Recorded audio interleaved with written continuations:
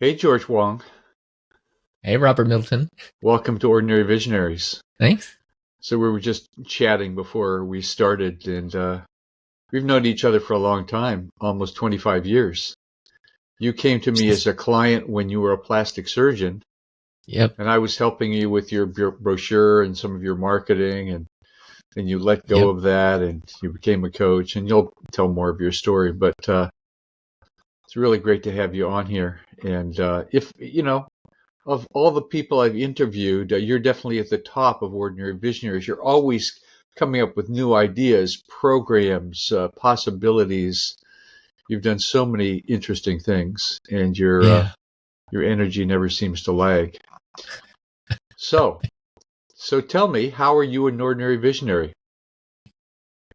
That's a could talk all year about that one, but I think it's because I think I suffer from this condition called EDD. It's called entrepreneurial deficit disorder, and it's not curable by medicine or surgery. What do you And mean deficit disorder? so there's no good idea that I can't think of and go, oh, I can make that even better. And we could do it this way or this way. And instantly, I can see at a very high level, whatever the idea is, I can see how it all is structured and how it plays out. But then I can drill down to fine detail, just like I used to under the operating microscope, where I was using sutures finer than your hairs, 30x magnification. Well, I can drill that down very quickly in terms of the business model, right? right. So I come up with all these ideas. Yeah, I know a lot of other people do that as well, but I see how it all works.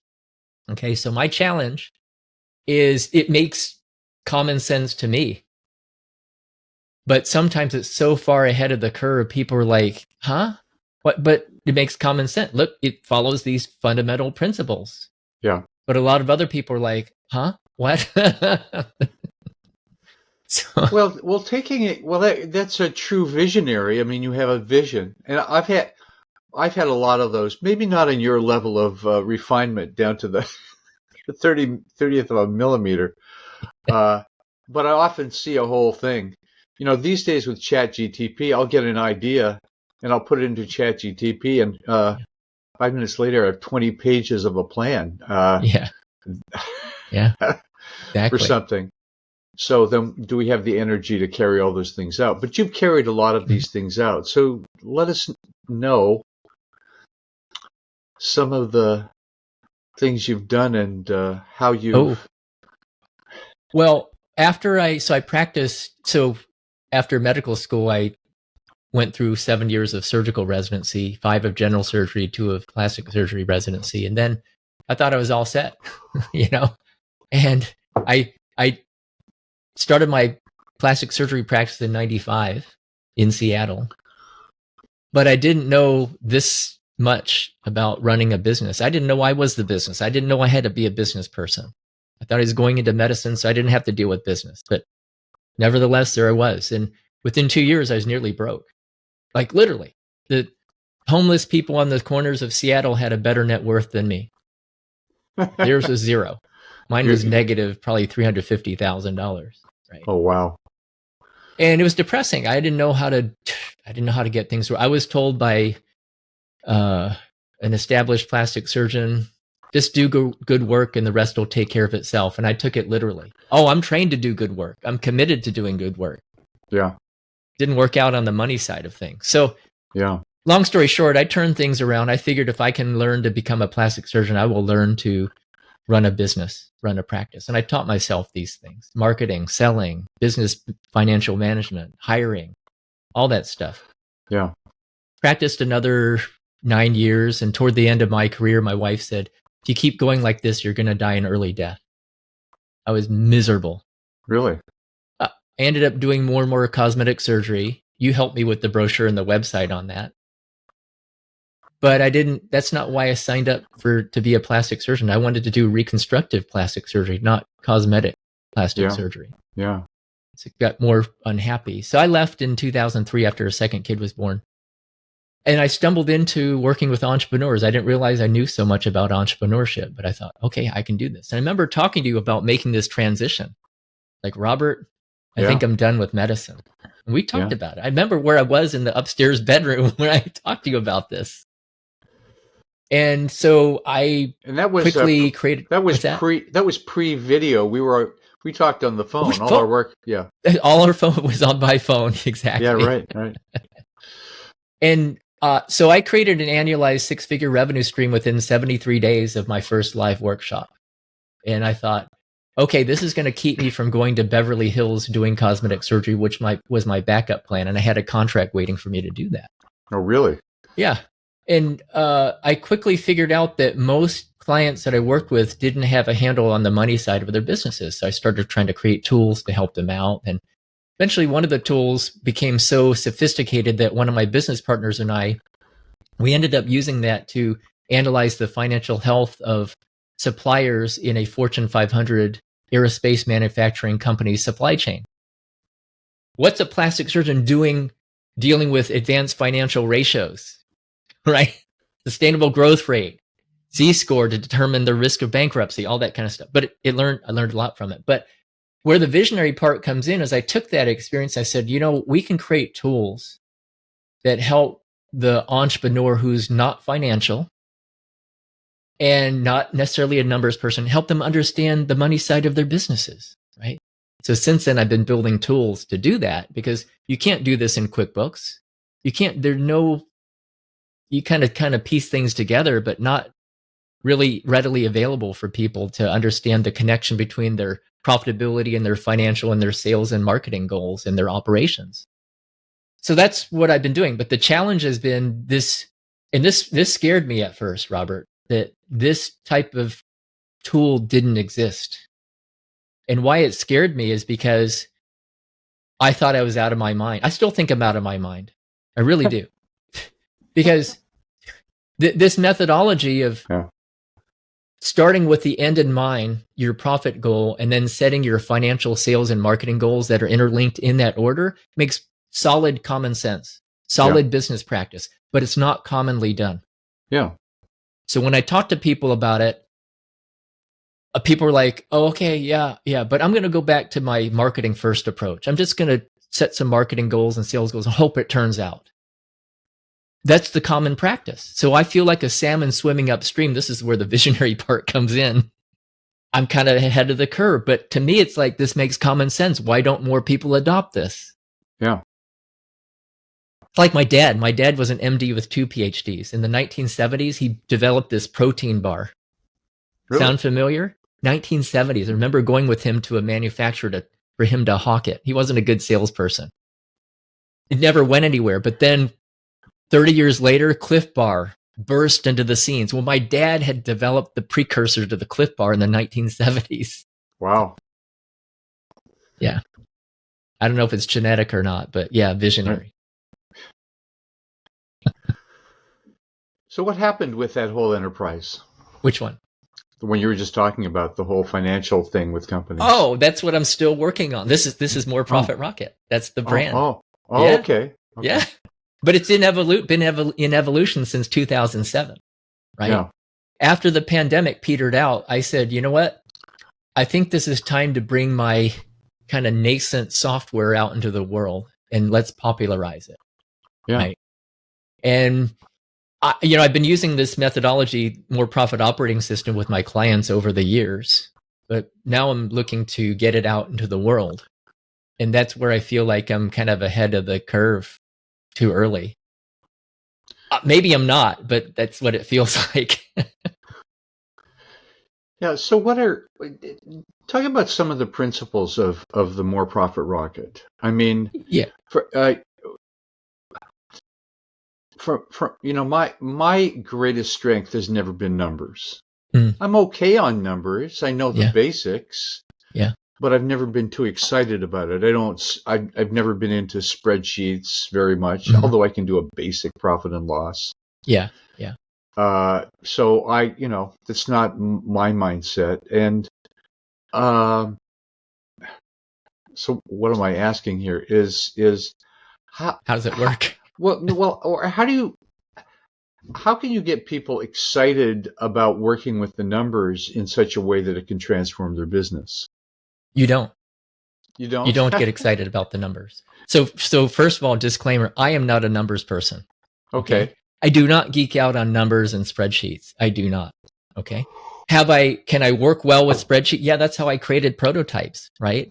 Yeah. But the reason I did this is because two reasons. One, I wanted to be able to take the data, just like a physician or surgeon would take data if you're in the ICU or your lab results, and figure out what is the story this is telling us about your health or your disease or your illness, right? Yeah. I wanted to be able to take the numbers from a business, from their accounting software, QuickBooks or whatever, and from their sales and marketing data sources, and integrate it in a holistic manner. Just like I practiced as a physician, I practiced holistically. All right. But hasn't been an easy way to do that unless you buy very expensive software and super sophisticated spreadsheets. I wanted to make it easier for entrepreneurs like us, right? Knowing that I don't geek out on numbers, but we need to understand these numbers. Let's make it easy to understand the story these numbers are telling you about your business so you can make quicker, more confident decisions that make your business better, help it grow, boost your cash flow, be more profitable, right? Yeah. So now that said, to answer your original question, the methodology is very simple in terms of the more profit operating system. You start with the end in mind, like I mentioned earlier, by setting your profitability goal. All right. Once you set the profitability goal, you need to understand, okay, in order to reach that goal, what needs to happen on the financial side? And financial I define as, what is your overhead? What are your costs and expenses? Yeah. What is your debt principal repayment that you have to service if you have loans? Sure. And this doesn't show up on the income statement or the P&L, also known as a profit and loss statement. That debt principal repayment shows up on the balance sheet. It's not on your bottom line on the income statement. But it's a P&L. reality of your cash flow. Well, it's not just cash flow. That's a different statement. Yeah. But it's tying together what's happening on the P&L, profit and loss statement, and the balance sheet. Most people don't realize that the money you're putting out for debt principal, not the interest, but the principal, doesn't show up on your income statement. Right. So you can look at the bottom line and go, I made a profit, but it's not in the bank. Well, yeah, it's because you paid $100,000 to your loan principal. Okay. So that's part of your financial goal setting. And then the other part of financial goal setting in my approach, more profit operating system, is how much are you planning to reinvest back in the business? Oh, we're going to spend $65,000 on 3D printers. Okay. That's part of the financial goals. So now we have profit goal, financial goals. The next thing you need to figure out is how much revenue, how much do you need to sell in order to take care of those financial goals, including profitability. All right. We can calculate that. The software does that. Most people don't know how to do this, even in a spreadsheet. So then you have your profit goal, your financial goal, your sales goals tied together. Great. Now we need to calculate what kind of marketing do you need at your conversion rates to make the sales. Then you have all four of those elements interlinked. Okay. But then you can't stop there, because most people, they join the platinum business goal set it and forget it club around January. They set the goals and then they forget about them. Yeah. Yeah. It's August or whatever. Like, what were the goals we set? I don't know. We forgot. Okay. Let's just keep working harder. Let's sell more. So what we do in the more profit operating system is you take the goals and then you measure your progress toward the goals. Are we there yet? Goal versus actual, goal versus forecasted, and then forecasted versus actual in the financial, sales, and marketing areas, as well as your profit goal. Simple concept, makes good common sense, but very, very difficult to do by hand. You can't do mental bookkeeping on this. And actually creating the software for this has been way more complex than I ever imagined. But that's what we're doing at More Profit Rocket. We're building that software, and I use it with clients. So is it complete or is it in process? Some clients software is always in process. Yeah. Is it functional? Yes, we're functional. Yeah. Yeah. We're in production, in other words. Yeah, but there's so many other aspects to a business. Setting goals, getting things done. I mean, you and I are one-person businesses, and they're much less complex than these huge enterprises. It boggles Yeah. my mind how they make it work. And what's the percentage of failures in a business? I was in Silicon Oh, Valley for 20 yeah. years, and you'd hear about one of the greatest things since forever, and a year later they're gone. Yeah. Exactly. Remember all the different search engines? Oh, yeah. You know, there's one or two now, right? Yep. Yeah. Excite and Alta Vista and this, that, There all was these ones. Netscape, and I think Yahoo's sort of still around. Yeah, yeah. Yeah. But there's so many different dynamics in a business other than the numbers. Oh, yeah. So Yeah.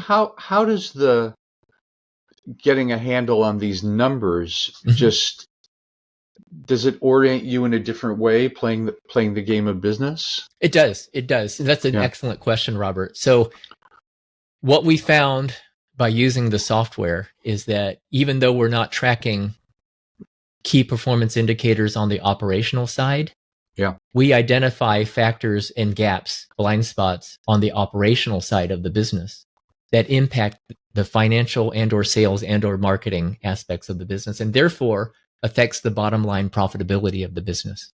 All right. Yeah. The other thing that happens is that we identify blind spots in all the other the financial sales and marketing engines. And then once we've identified those, then we have the opportunity to say, okay, here's the collection of blind spots. Well, if we address the blind, how do we prioritize what to do? Because you can't do everything all at once by yesterday, except in Hollywood. Everything, everywhere, all at once, right? So we prioritize the blind spots based on, well, if we address this particular blind spot in finance, sales, marketing, or operations, Yeah. what impact would it have on the business? High, medium, low. Okay. And then if we address that blind spot, what is the level of effort involved to address that blind spot and get it handled? Low, medium, high, medium, low. And based on that combination of impact on the business, profitability, and impact and level of effort, we can prioritize what to address first. And I have a Scanalyzer, a tool that helps to prioritize that. And then we can pick off, okay, if we do this, we're predicting this is going to have this impact, and this is how much effort we'll have to invest. All right. And we go for the lowest hanging fruit with the highest impact first. That's part of the more profit operating system. So you make decisions based on understanding your numbers, but also it's not just numbers. I tell people there are two I's in any business. Letter I's. There's the intellect, which is data driven, logically driven. And there's I, which is true intuition. Not true like my gut tells me. No, it's true intuition where you've quieted all the noise in your mind and you really sense from the inside, this is true intuition. Now you have to practice intuition, but it's still at play. Still at play. Now my software doesn't address the intuition side, by the way, not yet. Version 2. So, what is the big resistance in a company to dealing with and playing with the numbers like this, so that they? It seems like if you've got a plane. This is just off the top of my head. Maybe this is not a good analogy. You're trained in all the controls. You've got altitude and pitch and yaw and all these kind of things, and you've got all the millions of controls. And it takes a long time to learn that to fly the plane. But then you could do amazing things. Yeah. And it seems a little bit like that. It's sort of like, well, I've got a control panel for operating a certain part of my business. Yeah. And do people get that, or are they kind of resistant to that? I mean, I don't like, I sometimes I think, thank God I'm retired, just looking at my numbers coming in and out, which was quite simple for a one-person business. Yeah. I'm so Yeah. taxes, hated all of that. Mm-hmm. So, well, if you're a small enough business, then Profit Stash, the more profit operating system, you could probably care less. It probably wouldn't matter. But once you start to get a more sophisticated business with more moving parts, say your revenues upwards of 500,000 and into the million, 10, 15 million. You've got a lot more moving parts to look at, and you Definitely. cannot manage the same way that you managed as a one-person independent service professional business. It's too many moving parts. So to your jet analogy, there is a real story of a jet, a 737 that took off from Lima, Peru. It was in the 1980s, 1990s. And during maintenance and washing of the plane, the pitot tubes were covered with tape, masking tape. Pitot tube is what a jet uses to measure altitude and airspeed. Okay? Oh, boy. And it was covered, and they didn't pick it up. Even it was dark. It was paint. It was tape that matched the color scheme of the plane. So they took off, and within a couple of minutes, the pilots realized they had a problem because they couldn't detect their airspeed, and they couldn't tell their altitude. Oh, God. And they called the tower. It was dark at night. It was moonless night. Long story short, they crashed into the ocean. Wow. There was not enough time to send a chase plane out to help them out. Tower couldn't help, couldn't read. So many businesses are flying like that jet at high altitude, at high speed, and they don't know their direction, altitude, or how much fuel they have on board, right? So what is the resistance? A lot of people don't want to look at their numbers because they think they're, quote, not numbers people. Yeah. Okay. The second thing is they don't want to necessarily know the truth about what's happening in their businesses. It's very easy to subscribe to the school of magical thinking success. All right. And we can make that up all we want, just like doing mental bookkeeping in our heads. If I sell this much, we'll be profitable. Well, really? In your head, maybe, but in reality, no. Okay. Yeah. Yeah. And then the other thing is habit. When first starting out, do you want to set your profit goal? No, you just want to sell. You just want to prove that people want to buy your stuff, right? Yeah. And then more and more people start buying it, hopefully. And then you just stay in that habit of, we just need to sell more. I've heard from people, there's no business problem that wouldn't be solved by selling more and better marketing. And that's just not true. You can market your way out of business and into bankruptcy. I've seen it happen. All right. Really?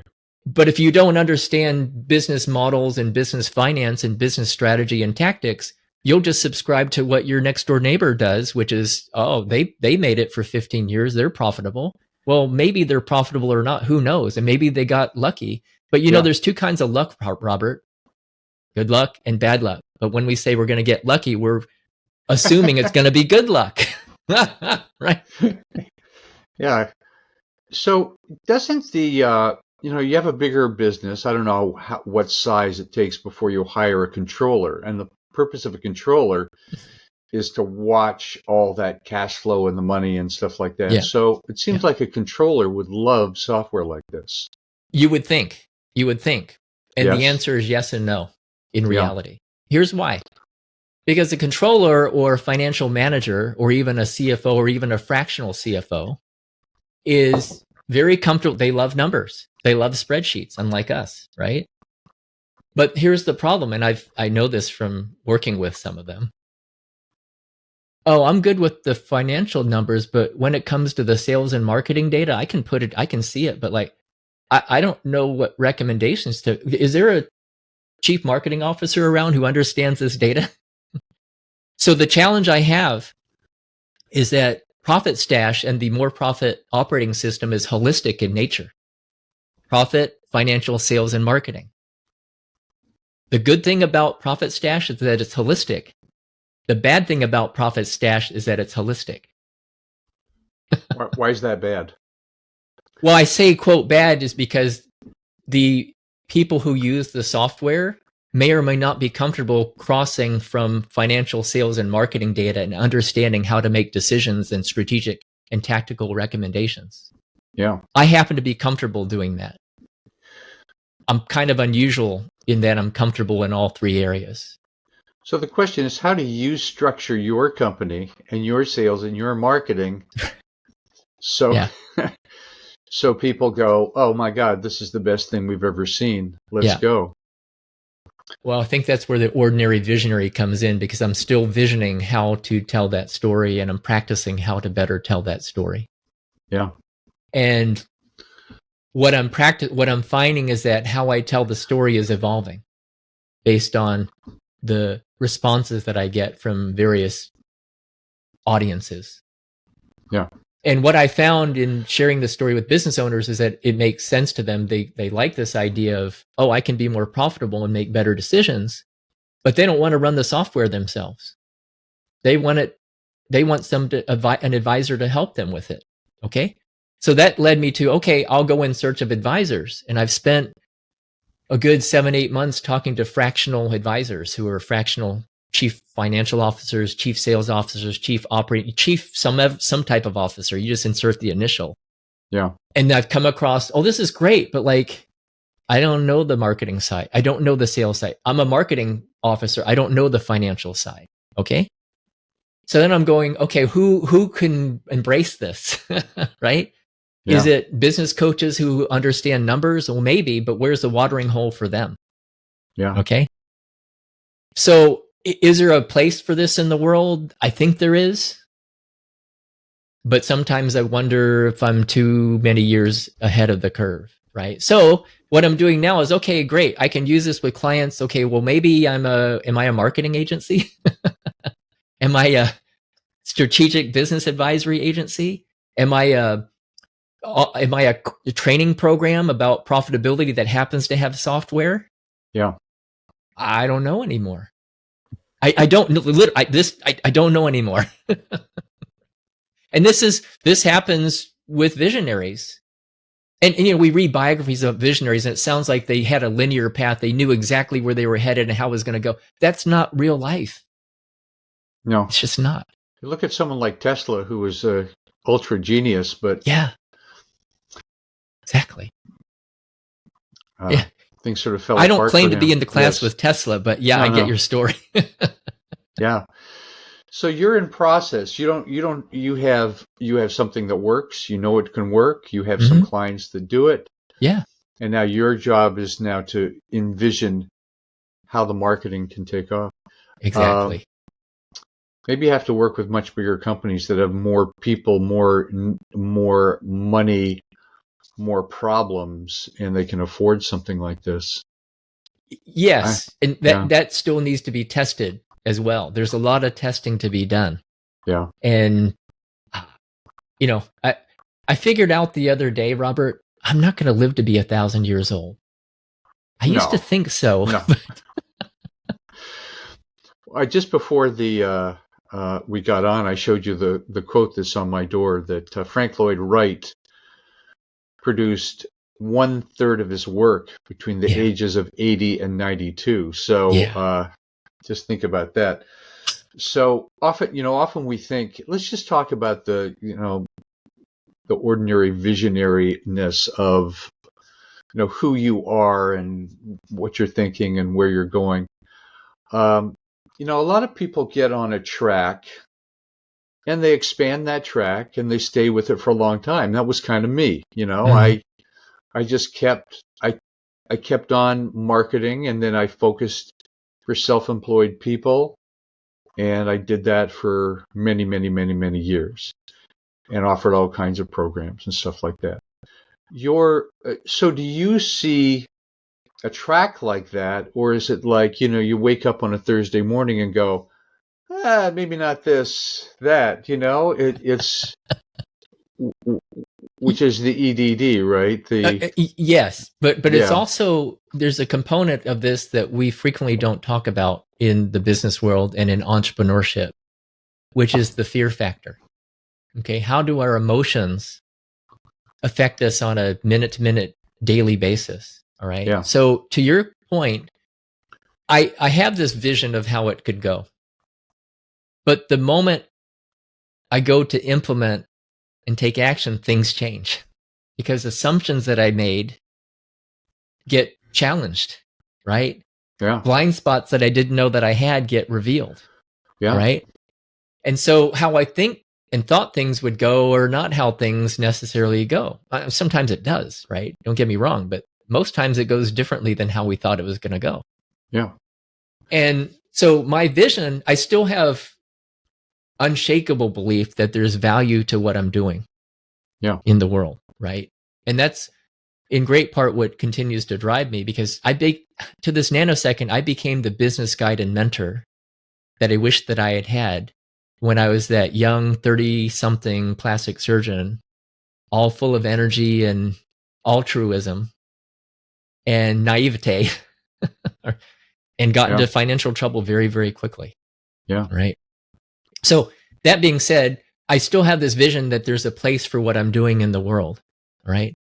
My job and role and responsibility is to test where is that place and how do I get the message out about the value that I'm providing through the software and the more profit operating system. And how do I connect with the people who can most benefit from this? Because it may or may not be, do you want to be more profitable? That may not be what catches people's attention, because my wife keeps reminding about this. She says, look, if you want to, you can't sell people what they need, more profit, until you sell them what they think. Sorry, you can't sell them. Sorry, let me start that over. If you want to sell them what they really need, which is what I can see through the more profit operating system, right, you have to first sell them what they want. Yeah. And for a lot of people, that what they want is more leads, better referrals, better marketing. They don't wake up in the morning going, I need to be more profitable. Yes, they want to be more profitable. They're like, but I need better marketing. Yeah. So maybe you have to get companies at the level of their business where that whole thing of profitability is an issue for them. Yeah, trying to sell people what they're not ready for is a formula for frustration. 100%. You know. Then you have to figure out as a visionary, what are they ready for? Yes. What's the hook? It comes back to I keep the principles that I learned from you, marketing ball, messaging. It's still at play here. I still have to run through those frameworks and test them out, right? Yeah. And sometimes it's very frustrating.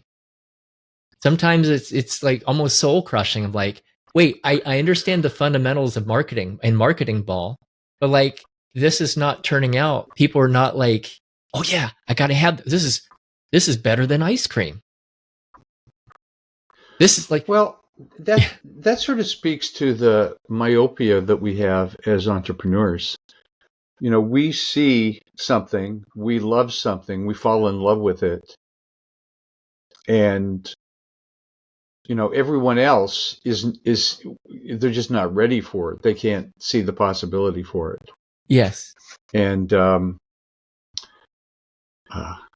it's tricky. You know, so what is the message? What's the purpose? What's the thing that will have people go, oh yeah, I absolutely need that.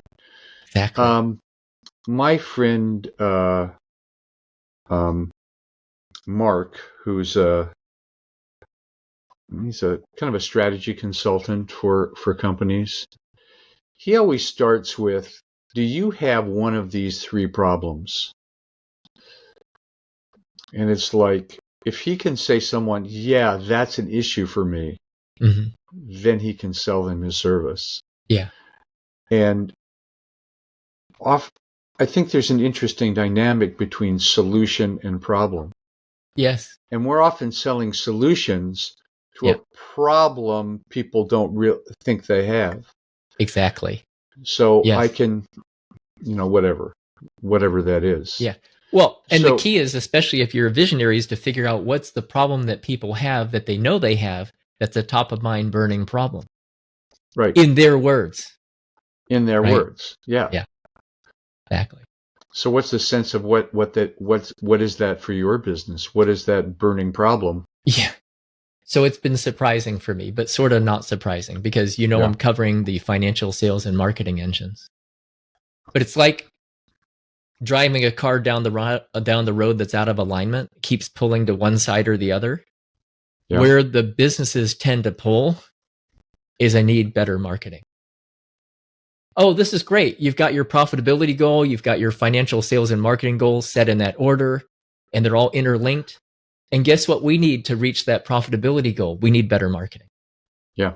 And then depending on where they are and what influences they have and their environment, people they know, then it becomes, oh, well, there's this new fad. There's this latest technology. There's AI. There's reels and short videos now coming on LinkedIn or the nearest theater near you, and all these different things. And then people just grab for the latest, hottest technology or hottest strategy. Yeah. And there's no rhyme or reason to it. Yeah. Well, but you have, what you're sort of focusing in on is the profitability conversation. And Yes. A lot of people don't get the profitability conversation. We've sort of been talking about there's this overhead that they don't see, and there's this problem that they don't see. And yeah, what people don't understand is that little tweaks here and there can dramatically improve profitability. Yes. Or sink your profitability. Oh, we have all this volume. How come we're losing money hand over fist? 100%. Yes. So there's something, with right understanding of where your money is going and what's happening here in various markets, then totally agree. Yeah. But that makes total sense. I 100% agree with you. Yeah. However, from a human physiologic standpoint, it doesn't give you the same dopamine hit as, oh yeah, look at this cool marketing campaign we're doing right now. Oh, look at all these leads that are coming in. Yeah. But don't you think it's also kind of a dopamine hit if you can do a presentation that can illustrate scenario 1, scenario 2, scenario 3, perhaps. This is where you are. Mm-hmm. This is a possibility. But if you're having triple the profitability. What does that mean to you long term? Yeah. This is what's possible. It has to be realistic. Agree. It has to be believable. Yeah. Yeah. And actually, my software, one of the number of the tools inside Profit Stash can actually show you the scenario you just stated. Yeah. Here's one scenario 1, here's scenario 2, here's scenario 3, and these are different levels of profitability depending on how you go. We can actually model that. But the key is, before we can actually model it, we have to hook and hold the attention of the business owner or the leader or the founder or the partner. Yeah. How do we do it? I'm starting to think it's the marketing angle. Yeah. Conversation starter. Have you dug into research, perhaps using ChatGPT, about all of that? Oh, yeah. Yeah. Since the beginning before I committed to developing. Now, when developing software, it's always smarter to not build it until you have an audience and people raising their hands or even pre-buying. Yeah. I understand that, but I took a different approach because I've been using this methodology with clients for years. All right. Yeah. So I took a slightly different approach. I thought, if I have this issue with clients, then certainly there's a way to scale this. And I think there is, but I haven't found it yet. Okay? Yeah, not yet. Yeah. So do you have, well, it's not just a profitability goal, it's also a growth goal. I mean, would you like to be a multi-million-dollar company? See, I never wanted that. Definitely didn't want that. Yeah. I liked working in my office by myself, in my house, in a redwood forest with a river in my backyard. I remember you and I talking about this. We used to be, what did we call it, accountability buddies for a while? Yeah. So no goals are right goals or wrong goals, but it's like my goal was to be viable, make a good living, save money for retirement, and I got exactly what I wanted. Now, to some degree, it's luck. Sometimes you're in the right place at the right time. You work. Obviously, I worked hard. But some people look at my business, go, piddly little business like that? No, I want to change the world. I want to be a billionaire, But, we see all this stuff happening, but we don't have a sense of how many of these dreams collapse. Oh, yeah. I think the majority of them collapse. Look at all those search engine companies. Where are all those people now that worked with all those search engine companies? Oh, they went somewhere else. They did some other business. Maybe they started another enterprise. Who knows? Yeah. So it's like we're swimming in the entrepreneurial world with our particular thing, trying to make it viable, trying to sell it, trying to make a difference. Yeah. And there's so many things happen. And then all of a sudden AI comes out of nowhere. And you can do things that you couldn't do before. But then everyone else has got AI and is competing. And it's like, how do you... So it's like, given all these possibilities, one thinks, well, what should I do? Where should I go? It seems kind of random. Yeah. Oh, I agree with you. And my approach, and I'm not saying this works for everybody, my approach is I by either wiring or how I grew up, how I was trained, I start with what's the information that I can gather? What's the intellectual information I can gather? And then what I have to do after that, and sometimes it's a struggle to do this next step, I have to just throw that out. Great. Put in a paper bag and go, okay, here's all the information I have. Let me calm myself down and regulate my emotions, calm myself, right? And then really feel energetically in my body, what's the right path for me? Where's the flow for me? And sometimes the flow for me, it doesn't make logical sense. It didn't make any logical sense for me to pull the eject handle on my plastic surgery practice. Yeah. It just didn't. But it made emotional sense. Oh, it made massive emotional sense. Yeah. Massive. And there are times where I've thought, especially when my family calls me up and goes, what are you doing over there? You should go back and be a surgeon or do something. I'm like, I don't want to do it. Right. And, the grass is always greener on that other side of the fence, right? Till you get into the details. But it just doesn't. One of my buddies who I trained with in plastic surgery, he and I talk every so often, and he always reminds me not to come back. He's miserable. Although a lot of physicians are miserable.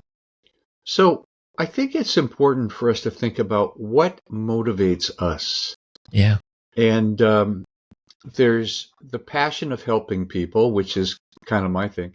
I retired, don't make money anymore, but I'm really busy doing these interviews and thinking a lot and writing a lot and having fun doing stuff that I used to do in a way, but don't have to worry about chasing clients. So, but some people are really oriented about, Robert, why don't you do stuff to make more money now? And it's like, the thought crosses my mind, but I don't need the money. What would I do with it? Yeah. And, that works for you. Yeah. Right. Yeah. And how you operate and how you think and the vision that you have and what you wanted to accomplish. Yeah. You want to be over there listening to jazz music all day long and interviewing people all day long and going with the, whatever you feel like doing. Yeah. Right? Yeah. But the point is that, some people say the purpose of business is to make money. And in my opinion, that is psychotic. It just is. It's crazy. It's just one paradigm of many. It's just one paradigm of many. Yeah. And I think it's to provide a service that's valuable.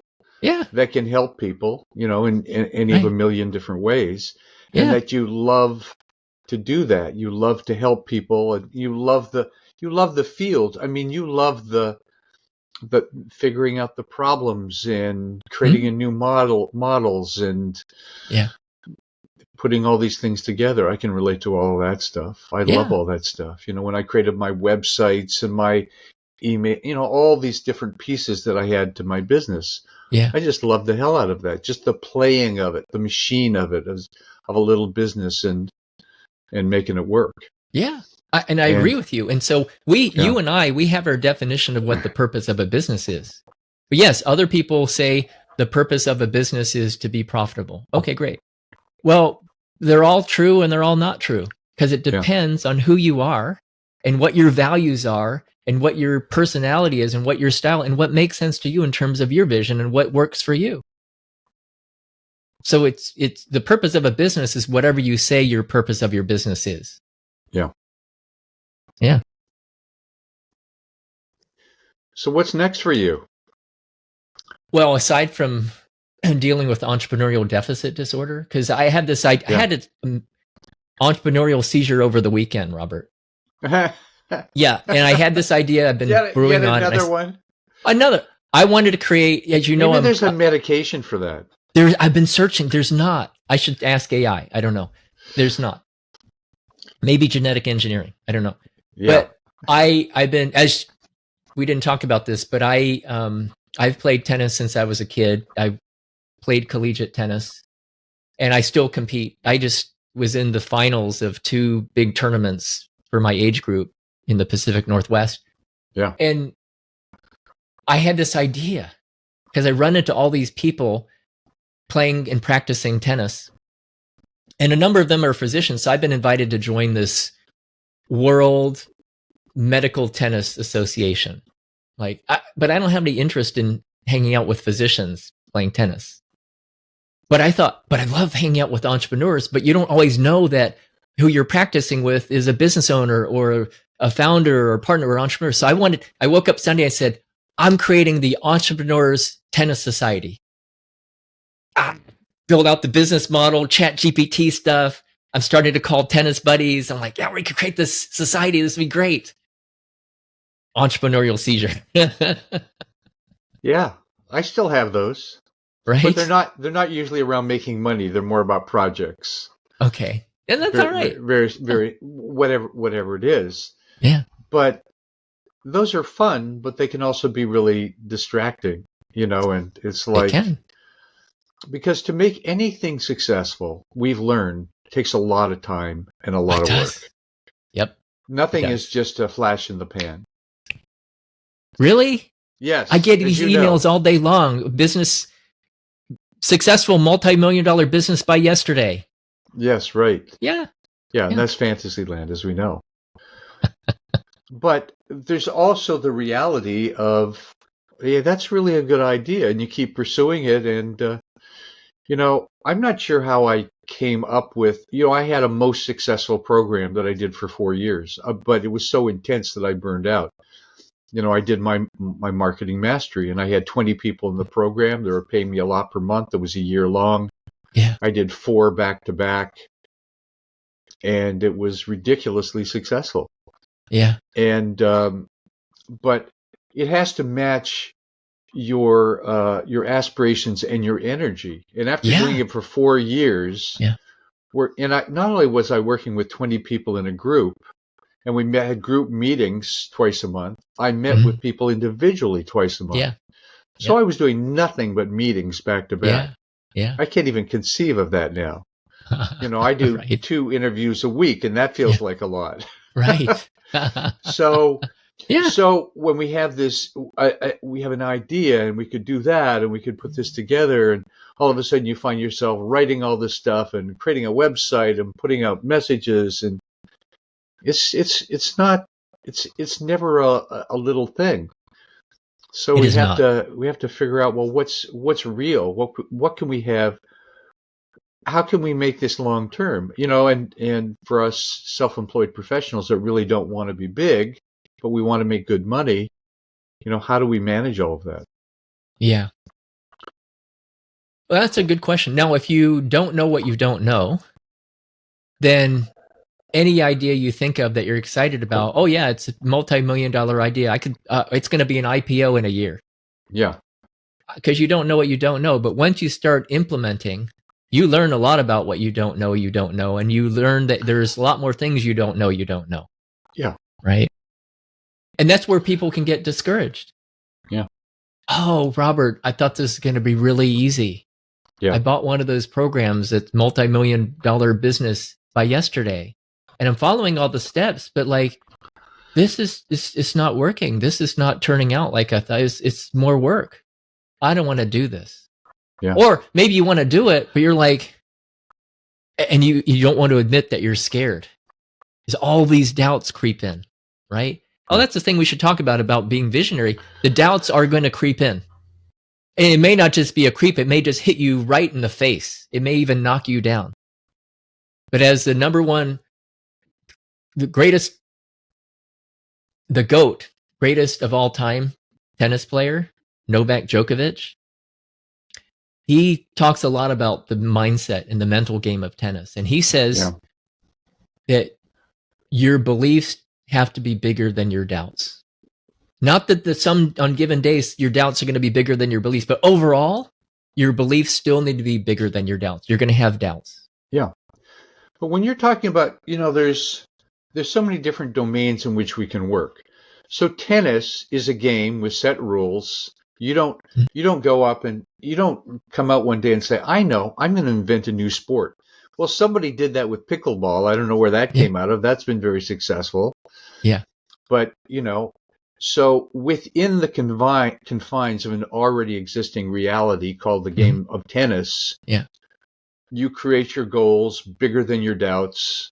You work hard, all these motivational things, which are so valuable. It's a mind game, and it's persistence, and it's all these things. And in that you can win.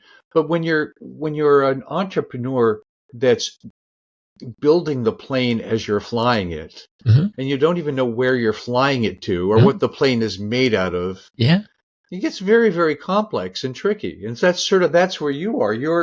You're inventing something new that you're not sure how many people really need it, and you're trying to find the right formation for it.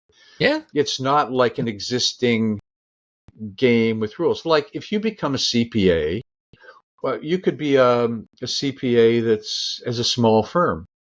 Well, the rules are there for CPA-ness, It's like, this is what we do, and we do taxes, and we charge this amount of money, and we take care of clients. And it's not a whole new paradigm. And they've been around for a long time, and they make decent money. Not that they all do, but you and me don't like that thing. I said I'm chronically self-employed because I'm unemployable. I can't follow directions from somebody saying do this. I say, well, how about this? They said do this. Well, fuck you. How about this? I want to be creative. I want to try things. That's how we are. I understand. So, given that reality of an entrepreneur trying to invent stuff, it seems there has to be new rules and principles that are beyond the norm. The thing. This is your interview, not my interview, so I don't want to dominate this. But it's like, what have you found are necessary principles to survive in this entrepreneurial space, where you keep coming up with new ideas and you can't do all of them? Well, I like that you brought up the tennis analogy, because actually entrepreneurship follows the same principles of playing the game of tennis. Tennis is a microcosm of my life in 1.5 to 2 hours in a competitive match. I've had competitive matches up to 3.5 hours. Yeah. You still have to follow fundamentals of the rules of the game. Just like your marketing ball, from your marketing ball model you created, there are rules. And could you break the rules? Yeah, if you know what you're doing, there may be times you break the rules. But you have to understand the rules before you break them. And it's like that in business, entrepreneurship. You have to understand the principles at play before you try to make them up. Okay? Now, what I think is important is to always go back to focusing on fundamentals. Whether you're playing tennis or you're the greatest of all time tennis player, the top pros still focus on fundamentals. Right. The same thing in entrepreneurship. And yes, we want to innovate, but you're still innovating from a solid foundation of principles that are fundamental to success, not just in business, but in life. And they're fundamental to being human, which means that we have a body, we have a mind, we have emotions, we have a soul of some sort, right? Fundamentals. I think when I get in trouble, is I lose sight of the fundamentals. I get scared. Oh, yeah, I got the fundamentals, but it doesn't seem like the fundamentals aren't working. Seems like what am I supposed to do different in terms of applying the fundamentals? And usually there's something that is a blind spot for me in terms of applying the fundamentals. What's your biggest blind spot? I don't know. I can't see it everywhere I turn. It's a blind spot. Well, often in hindsight, we've seen where Yeah. we've been blind before. We've been. Mhm. See, I had a blind spot around. Oh, what is it? Sort of greedy ambition. It's like, oh yeah, I want to make millions, and Mhm. as opposed to thinking, how can I serve people? How can I Oh, really make okay. something valuable? Focus Yeah. too much on money instead of, is this whatever I'm offering really Mhm. valuable? Is it going to make a Yeah. difference? Is it going to move the needle for my clients? All of that. Yeah, Yeah. how do I really serve and help people? That, Right. Yeah. and a lot of people have that as, they don't see that. So they're focusing on, Mhm. I can't wait till I get my Maserati or whatever it is, Well, I'll tell you, to answer your question, I'll tell you a blind spot. And I agree. I mean, we all have blind spots. Otherwise, they wouldn't be blind spots, right? And I know we need to go in a sec, but I'll tell you a quick story that you think you'll get a kick out of it. Do you remember Dyke? Yeah, Dyke is a fellow physician, friend of mine. And yeah, he's the one who told me about you in 1997. yeah. What was his last name? Drummond. Yeah, right. He created an empire based on physician burnout Oh, after leaving medicine. But that said, I talked to him the other day. oh, We go way back. And he pointed out a blind spot that I had. And I took him through Profit Stash. I showed him how it all worked. And he goes, well, this is great, but like, I think you need to build more story into how this all works. And I went, I'm a conversion copywriter. I understand storytelling framework.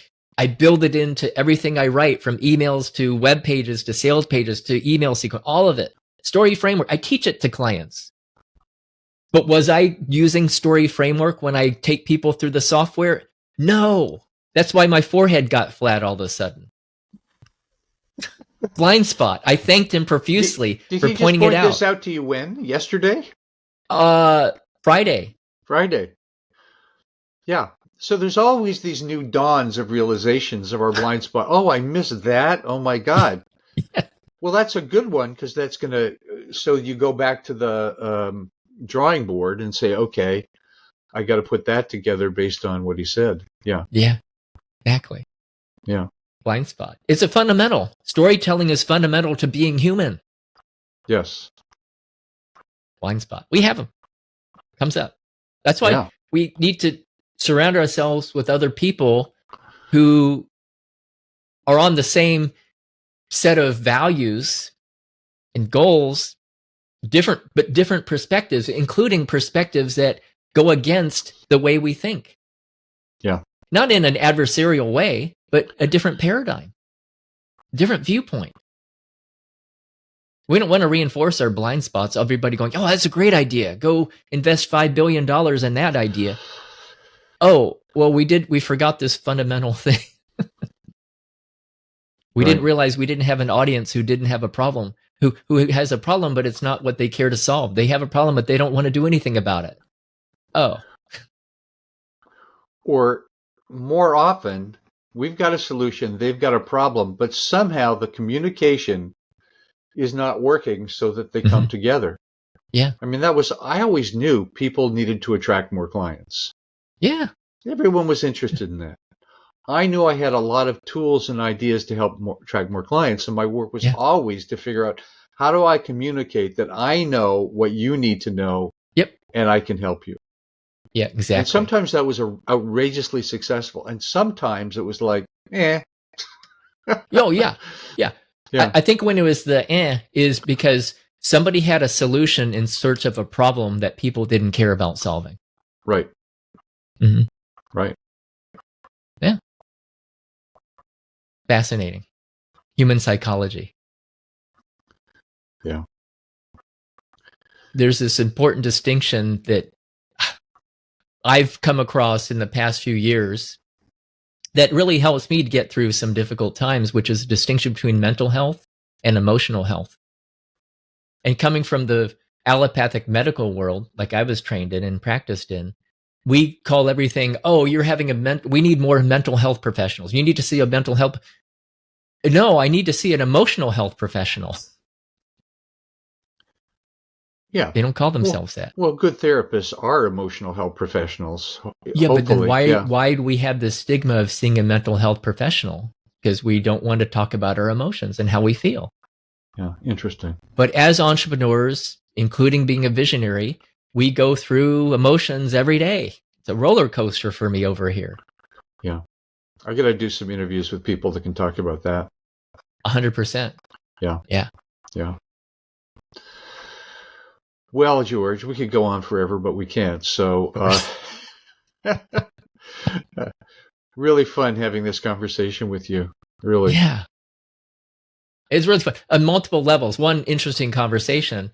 And, given that we've known each other for 25 plus odd years in different shapes and forms, we've worked together, accountability buddies. I've been in some of your programs. I've studied marketing action plan guide and marketing ball. I still apply these things.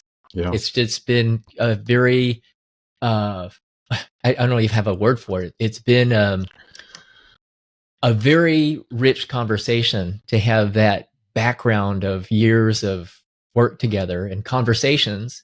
Sometimes we just talk to each other like that. I mean, we're just having a regular conversation here, Yeah. Yeah. And it's been a blast to be able to do that. Who knew 25 years ago this is where we would be having these types of conversations? Yeah. Well, it ain't over. Yep. More yet to come. Yeah. Yep. Thank you, George. Yeah. Thanks, Robert.